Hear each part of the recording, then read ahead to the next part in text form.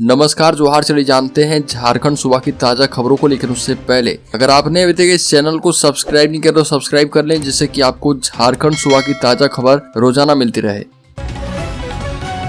सबसे पहली बड़ी खबर, झारखंड में बनी फिल्म जगत गुरु श्री रामकृष्ण रिलीज को तैयार, बहुत जल्द जाएगी सेंसर बोर्ड। झारखंड में बनी फिल्म जगत गुरु श्री रामकृष्ण रिलीज को तैयार है और इसे बहुत जल्द सेंसर बोर्ड को भेजा जाएगा। फिल्म पूर्ण रूप से सामाजिक, आध्यात्मिक और संदेशात्मक है, जो लोगों को संदेश देने के साथ अध्यात्म के प्रति जागरूक करने का कार्य करेगी। बड़ीखबर, कोयला चोरी रोकने के सवाल पर झारखंड डीजीपी ने मांगा सबूत, खान प्रबंधक ने माना कि हो रही चोरी। बोकारो जिले में लगातार कोयला चोरी की घटनाएं सामने आती रहती है। हाल ही में पुलिस ने सीसीएल की टीम के साथ कार्रवाई करते हुए काफी मात्रा में अवैध कोयले के साथ 2 मोटरसाइकिल जब्त किए थे। खान प्रबंधक ने इसकी पुष्टि की है। वहीं जब इस बारे में झारखंड पुलिस के डीजीपी से सवाल किया गया तो उन्होंने कहा कि कोयला चोरी के सबूत दें। दरअसल बोकारो थर्मल थाना क्षेत्र के सीसीएल कथारा प्रक्षेत्र के जारंगडी काटा घर में लगातार कोयला चोरी की घटनाएं सामने आ रही है। बड़ी खबर, झारखंड हाईकोर्ट ने लेबर कोड के निर्णय पर बर्खास्त किए गए सीसीएल के 44 कामगारों की नौकरी फिर से बहाल की है।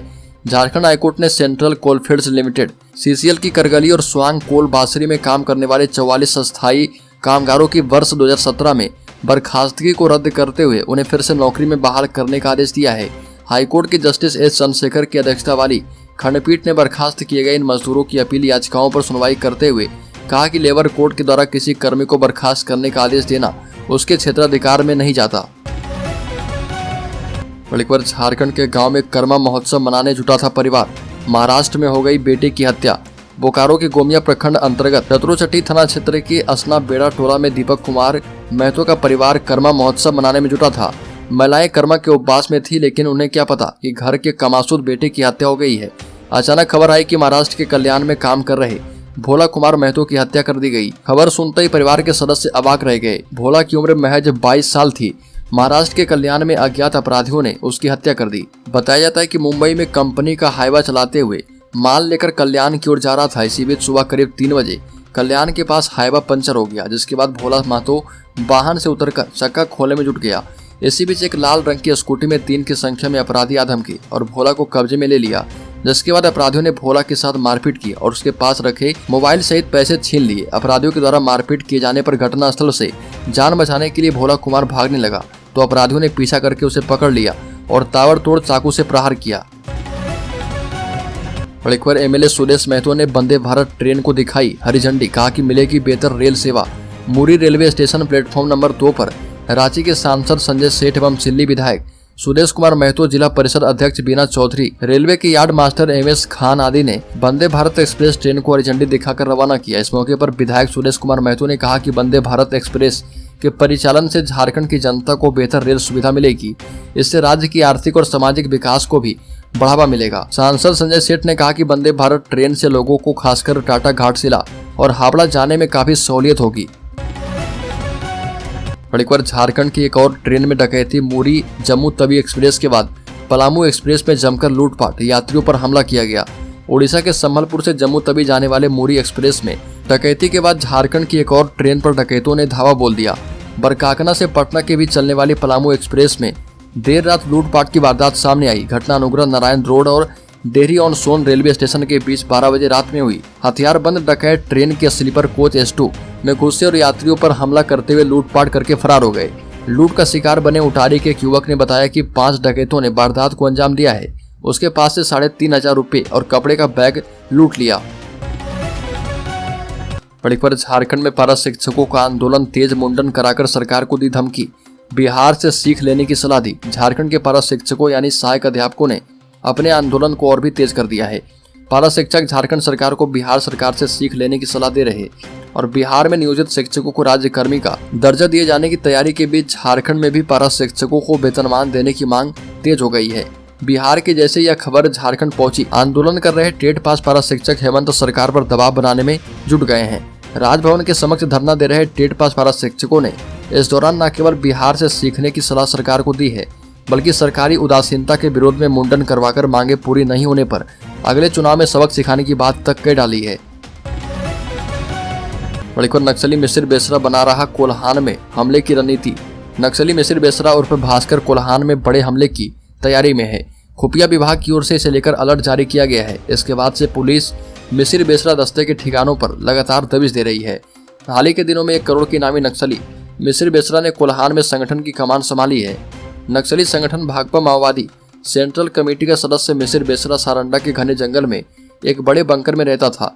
उसके सुरक्षा घेरे और बंकर में मौजूद हथियार और विस्फोटक सामग्रियों को कार्रवाई के बाद बरामद कर लिया गया है।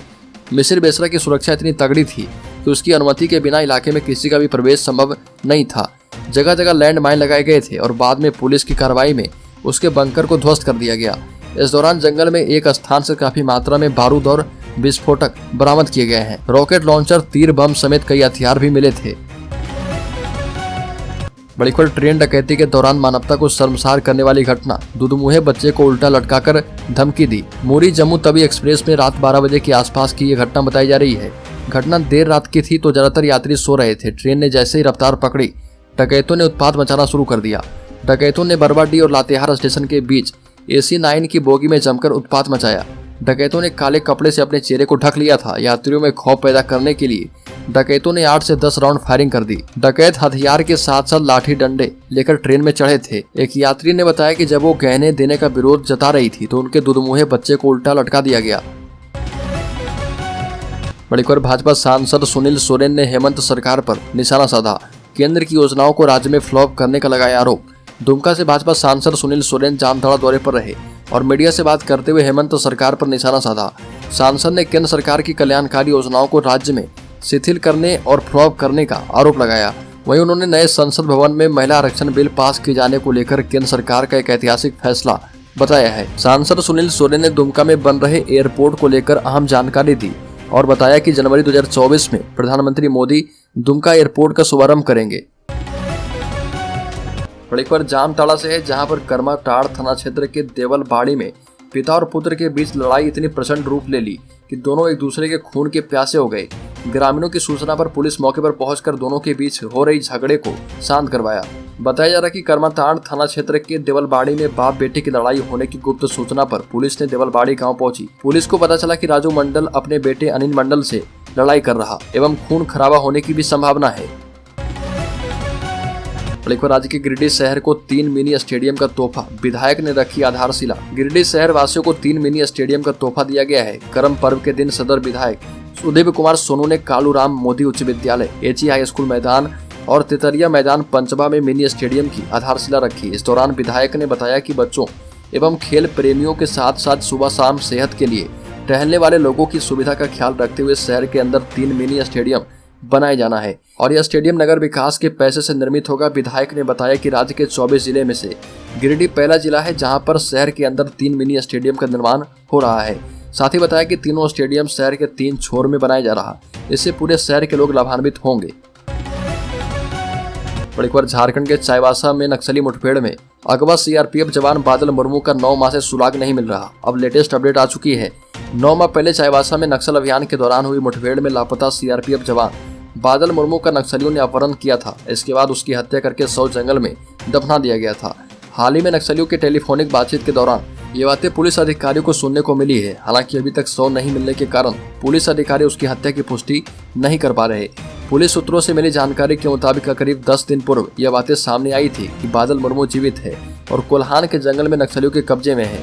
लेकिन जब पुलिस के स्तर से मामले का सत्यापन किया गया तब बादल मुर्मू के जीवित होने की बात सामने नहीं आई। नक्सलियों के खिलाफ चलाए जा रहे अभियान के दौरान ही बादल मुर्मू नक्सलियों के ट्रैप में फंस गया था। बड़ी खबर, धनबाद के होमगार्ड जवानों में खुशी की लहर। होमगार्ड जवानों को समान वेतन भत्ता देने के आदेश पर सर्वोच्च न्यायालय का किया आभार व्यक्त। धनबाद में समान कार्य का समान वेतन को लेकर सर्वोच्च न्यायालय के द्वारा आदेश जारी होने के बाद धनबाद के होमगार्ड जवानों ने प्रसन्नता व्यक्त की। धनबाद के होमगार्ड जवानों ने देर रात रंग और गुलाल लगाकर जश्न मनाया।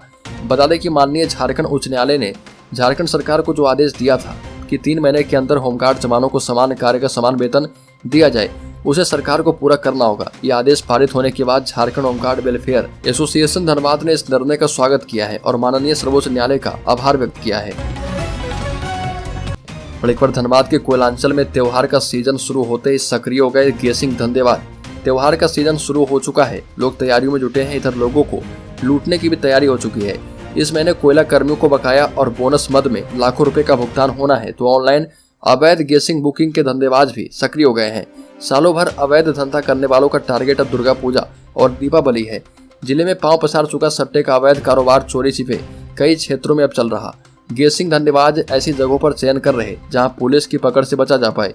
फलस्वरूप गांव गली में भी इन धंधेबाजों का मजबूत नेटवर्क बन चुका है। और एक बार बोकारो में बाइक सवार बदमाशों ने महिला को पिस्टल दिखाकर छीनी सोने की चेन। बोकारो के सेक्टर 12 थाना क्षेत्र की बारी कोऑपरेटिव कॉलोनी में बाइक सवार बदमाशों ने एक महिला के गले से सोने की चेन छीन ली। पीड़ित महिला प्रियंका शर्मा मंदिर से पूजा करके घर लौट रही थी, तभी बाइक पर पीछे बैठे युवक ने महिला को धक्का देकर दीवार की ओर गिरा दिया और पिस्टल का भय दिखाकर उसके गले से चेन छीनकर दोनों फरार हो गए। प्रियंका शर्मा बारी कोऑपरेटिव कॉलोनी के प्लॉट नंबर 339 की रहने वाली है। बदमाशों की तस्वीर आसपास लगे सीसीटीवी कैमरे में कैद हो गई है। सीसीटीवी फुटेज के आधार पर पुलिस उनकी तलाश में जुटी है। बड़ी पर जमीन घोटाला मामले में मुख्यमंत्री हेमंत सोरेन ने हाईकोर्ट में जो याचिका दायर की उसमें जानबूझकर कमी छोड़ दी है ताकि इस मामले को लंबे समय तक के लिए लटकाया जा पाए। भारतीय जनता पार्टी ने प्रेस कॉन्फ्रेंस करके मुख्यमंत्री हेमंत सोरेन पर यह गंभीर आरोप लगाए। भाजपा के प्रदेश प्रवक्ता प्रतुल सादेव ने कहा कि मुख्यमंत्री हेमंत सोरेन और उनकी लीगल टीम पर हाईकोर्ट में मामले को जबरन लटकाने की कोशिश की जा रही है। प्रतुल सादेव ने इस मामले में मुख्यमंत्री हेमंत सोरेन की तरफ से जारी की गई याचिका की कॉपी पत्रकारों के सामने रखी और बताया कि 23 तारीख को मुख्यमंत्री की लीगल टीम ने उनके इशारे पर जिस याचिका को हाईकोर्ट में दाखिल किया है उसमें 5 डिफेक्ट है, जिसकी वजह से यह मामला और भी आगे जा सकता है।